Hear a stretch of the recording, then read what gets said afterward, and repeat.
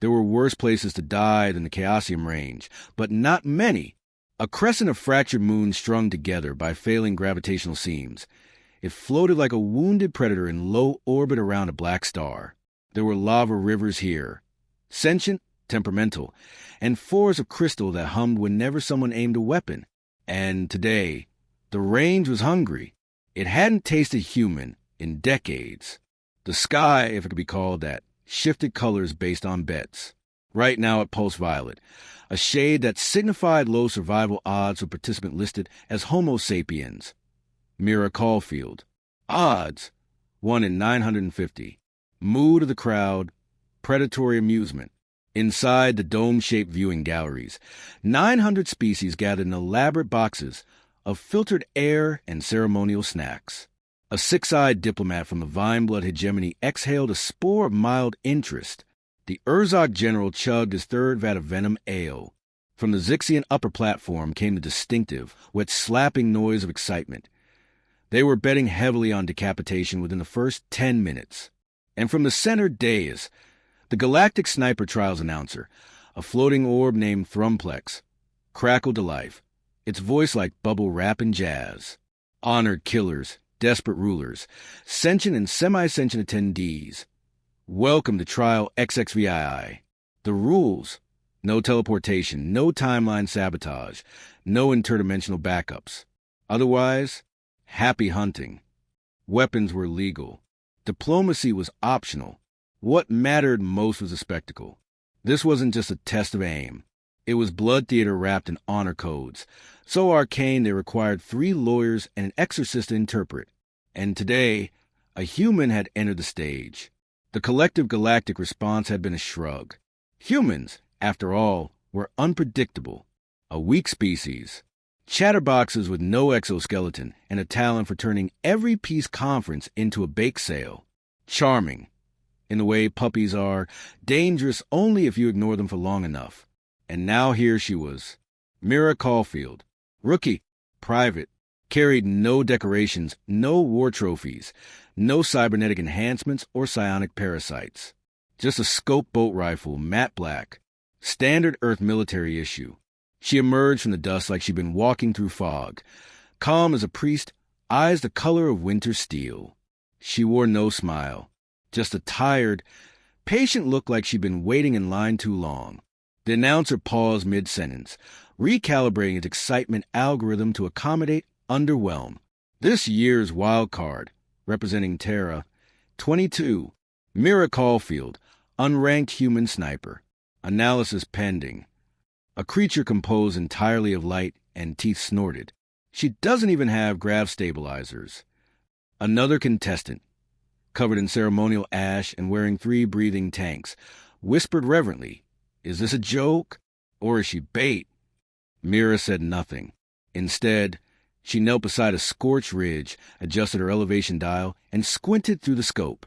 The wind here was wrong, backward, curling, filled with static and pollen from airborne, mildly aggressive moss. It wasn't a shot yet, just a possibility. A kilometer away, Gurenvek, the reigning champion, stood atop a spire of hex stone, backlit by magma flows and pulsing in rhythm with the war chants of the Creel Dominion. His rifle, Bloodmorn, was a living creature with a tongue that helped reload. It was currently cleaning itself with contempt. Gurenvek laughed. It was less a sound and more vibration felt through armor. She's already glassed. Just doesn't know it yet. He meant it, too. Gurenvek had hunted across 5 systems. Killed a queen from orbit. He once split a bullet midair just to prove the math worked. And now he was facing a human who hadn't even adjusted for altitude drift. "She's either suicidal or invisible," said a Metzerith high priest, pressing incense into a glowing betting terminal. Bets were tallied. The sky turned indigo. The other contestants prepared their sacred rites. The Vrihaka performed their ancestral reload ritual, which involved disassembling their weapons and chanting to the barrel gods. The spine walkers fused with their rifles and vanished into the treeline. Gurenvek flared his mandibles and whispered ancestral insults to his scope. Mira? She sat on a rock and drank coffee. It was a slow, unbothered sip. Her thermal cloak barely moved. A pair of buzzing camera drones floated near her shoulder, broadcasting to 3 quadrants. One of them tried to zoom in. Mira blinked once, and the lens shattered. Perhaps she is doing a kind of performance art? Offered a gelatinous broadcaster from the Slime Syndicate. The crowd chuckled. A group of insectoid warlords placed a bulk bet against her and already began drafting their victory speeches. The trial horn blared once. Combat commenced.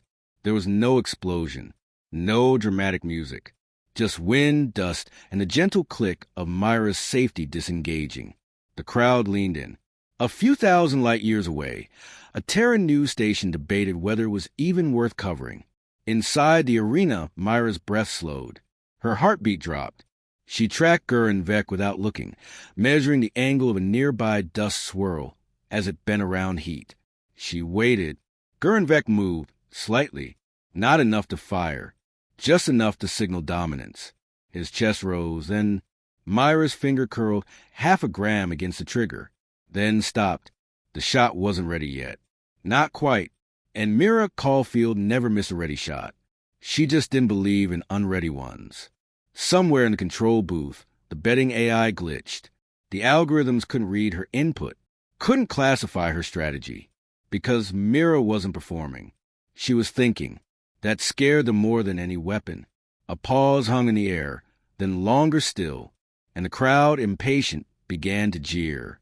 They wanted blood. A pop, a splash of bone, something, anything. Instead, the human sat still. The trial had begun, and she wasn't playing by their rhythm.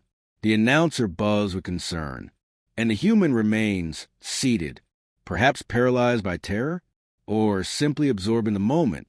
Viewers do stay tuned. But Mira Caulfield had already mapped 7 trajectories, analyzed 4 wind shifts, and marked a hidden sniper's muzzle flash in the far quadrant. Her lips didn't move, but one word formed in her head like steel sliding into place. Soon, the scope shimmered, the dust settled, and the crosshairs narrowed. Gurren Vek was bored. Not the kind of bore that led to introspection or poetry. No, the kind that made apex predators impatient. He was 11-time champion of the Galactic sniper trials, venerated by the Creel Dominion, feared by 6 moons, and occasionally worshipped by the less literate crustaceans of Sector D9. And yet, here he was, waiting for a human to move. His claws twitched across blood-morn spine. The living rifle gurgled, tasting for a pulse in the wind. Still nothing. Just that irritating scent of boiled water and synthetic beans wafting from her side of the map. Coffee.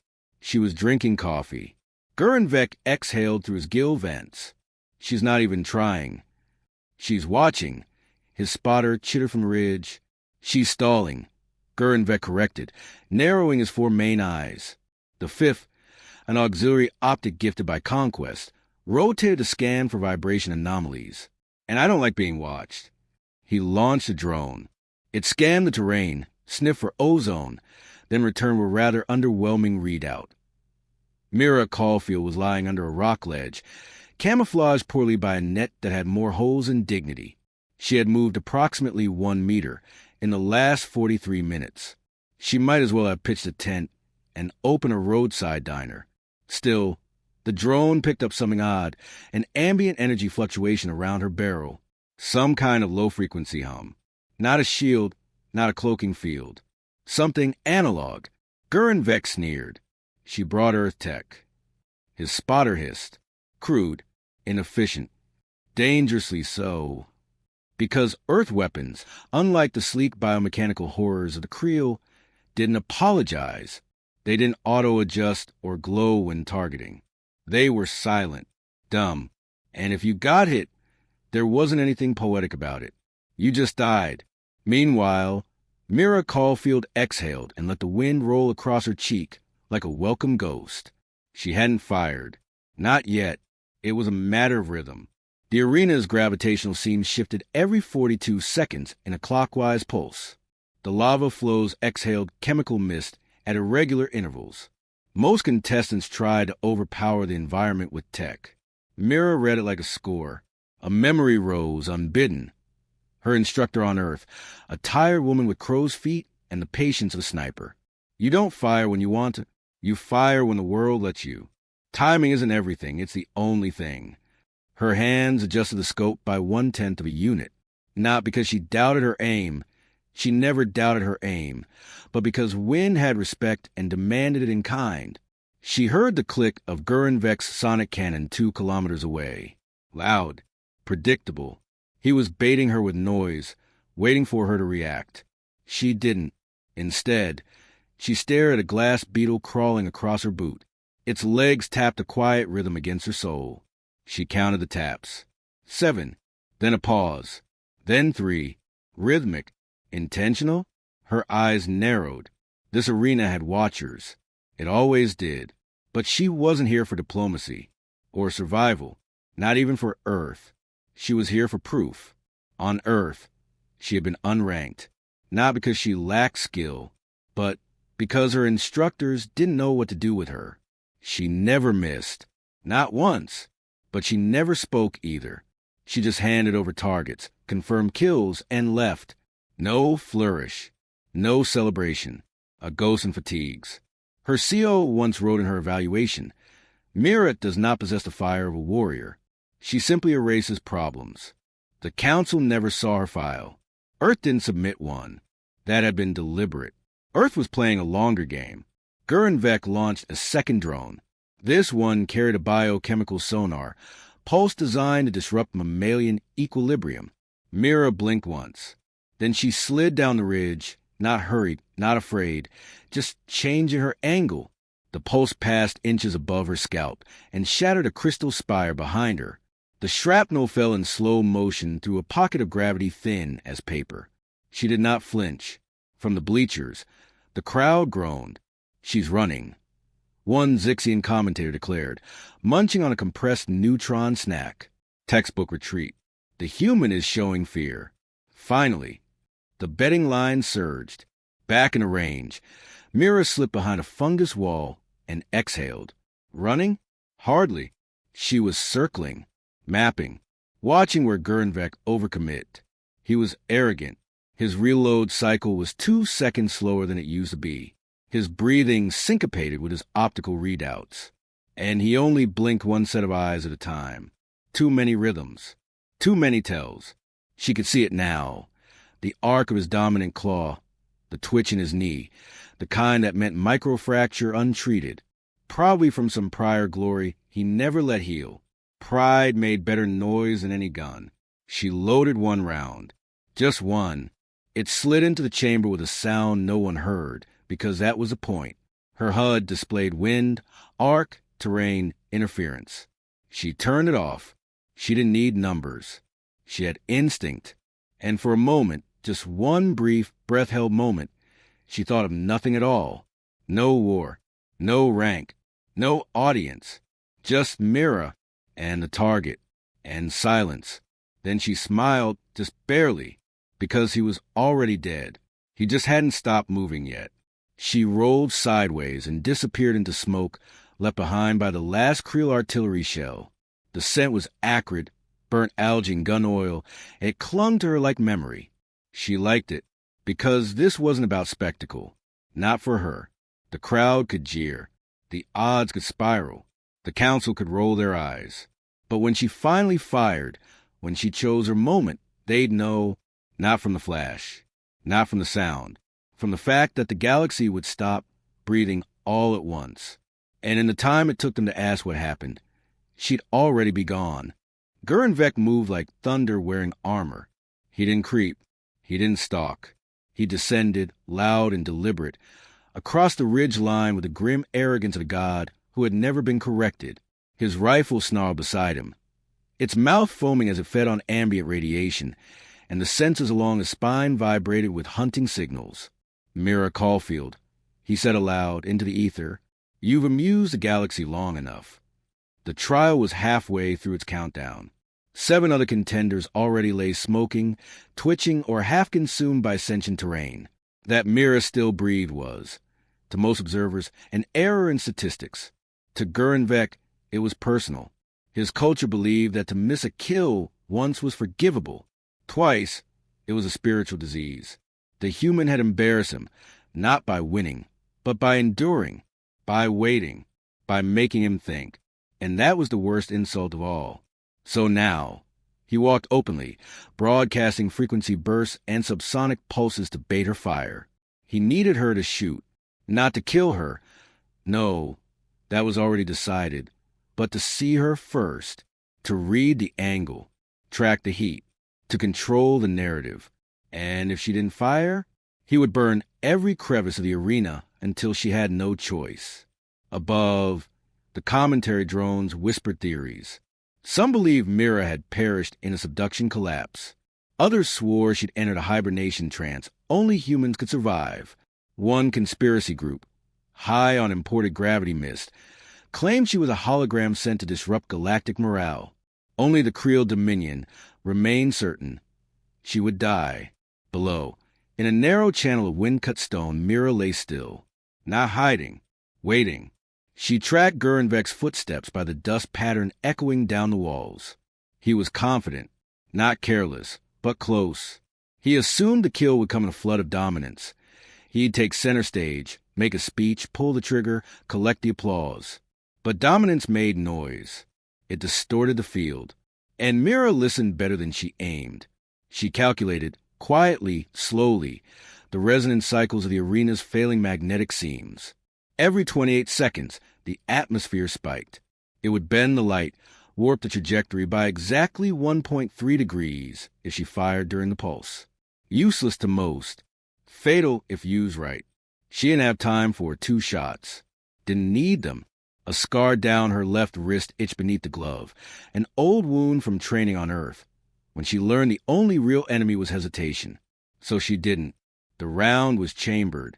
Steel jacket. Subsonic. Designed not to echo. Not to impress. To end. She raised the scope and watched Gurenvek pause atop a pillar of black stone. He tilted his head toward the horizon, posing for the crowd. They cheered.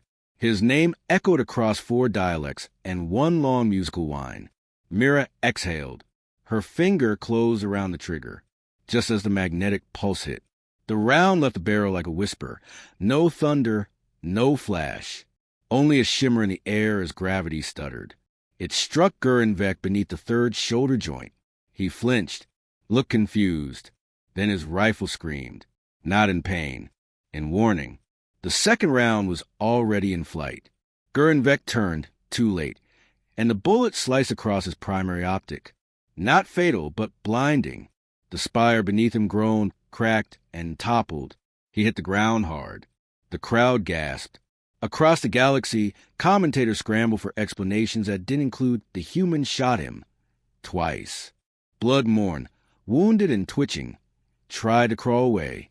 But Mira was already moving.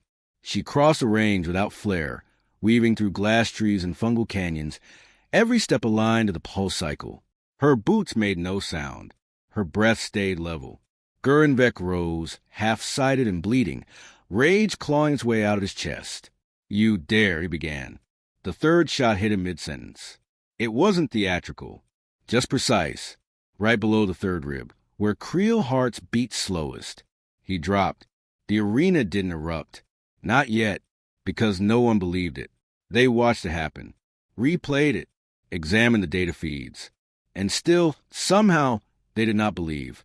A human had brought down the Creel, not with orbital bombardment, not with tricks, with 3 quiet bullets and a stare. Gurenvek's breathing slowed, then stopped. His rifle shrieked, then went still. Above, silence stretched so long it cracked. The betting systems froze. Drones dropped from the air, confused by the absence of cinematic cues. And Mira Caulfield stood alone on the ridge, rifle lowered, eyes on the horizon.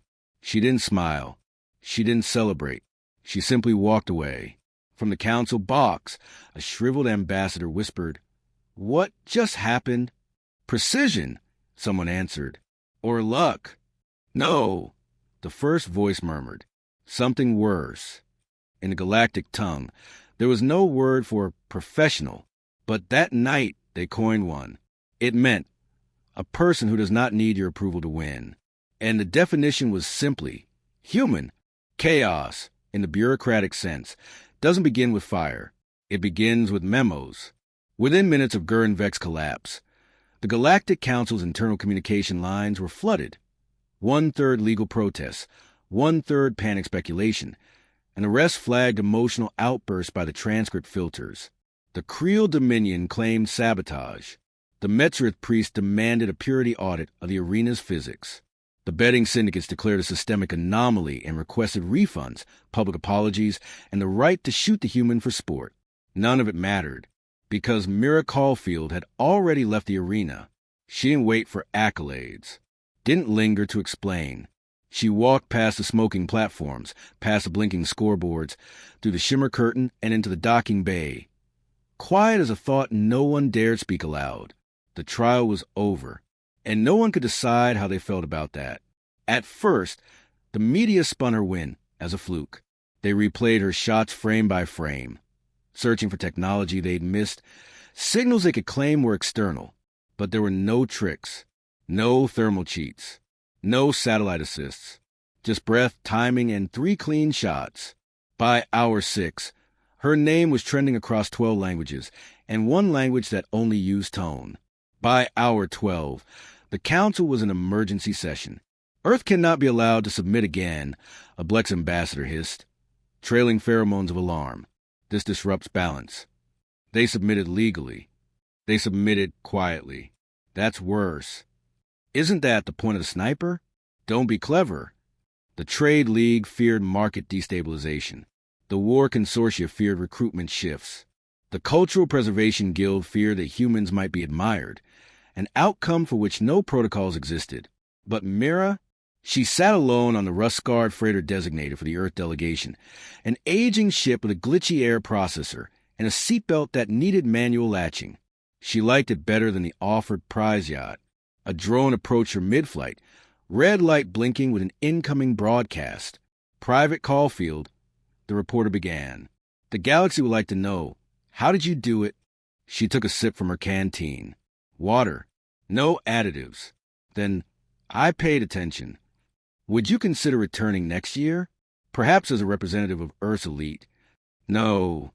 Because you've made a statement? Because I said what I came to say. And what was that? Mira looked out the viewport at the endless curve of space, then answered, We're not soft. We're not lucky. And we're done asking permission. The feed went dark. Galactic analysts scrambled to decode the message, as if it were code, threat, or diplomatic maneuver. It wasn't. It was Mira. On Earth, military recruiters saw a spike in applications for sniper school. Students quoted her like scripture.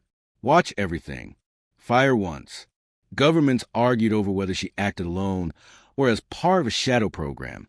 Earth, for its part, declined comment. Meanwhile, in the Creel Dominion, morning rituals were interrupted by rage. Memorials for Gurrenvek were sabotaged by protesters who believed the trial had been manipulated. The Dominion issued a bounty for Myra's capture, alive or not, and quietly began funding research into human psychology. It didn't help, because what she'd done wasn't just kill a champion. She'd rewritten the risk table. For centuries, humans had been underestimated. Entertaining. Slightly unpredictable, yes, but only in the way of stubborn pets or malfunctioning toys. Now, they were a variable, and the Galaxy hated variables. In the months that followed, diplomatic channels with Earth grew strained. Trade negotiations stalled. Council meetings began late, avoided eye contact, and always ended early. But Mira didn't return to Earth's political stage. She went home. No parades, no rank change, just silence and sky. One afternoon, she entered a bar nestled in the Rockies, pine-needled roof, sun-stained wood. She walked in, unnoticed, sat near the end of the counter, ordered tea. A news feed played above the bar, muted. The footage showed her match, Gurrenvek falling in slow motion, looping again and again between commentaries. The bartender glanced at the screen, then at her. You look like her, he said. Not a question, not quite an accusation. Mira stirred her tea. Do I? Yeah. He paused. They say you killed a legend. No, she replied softly. He just stood in the wrong place. He didn't press. She liked that. The wind picked up outside. Leaves rustled like paper secrets. She sat there a while longer, saying nothing, watching the clouds move over the mountains. Somewhere far above, satellites adjusted trajectories, watching Earth just a little more carefully. That night, in a forgotten quadrant of Council archives, a new entry was created. It was brief, coded, not officially acknowledged. It read, Tactical Risk Update. Human Sniper Protocol. Classification, unpredictable. Recommended action, avoid direct engagement. Designation, Earth's quiet weapon. They never did understand how she did it, because the truth was this. She didn't win by force. She won because no one thought she could.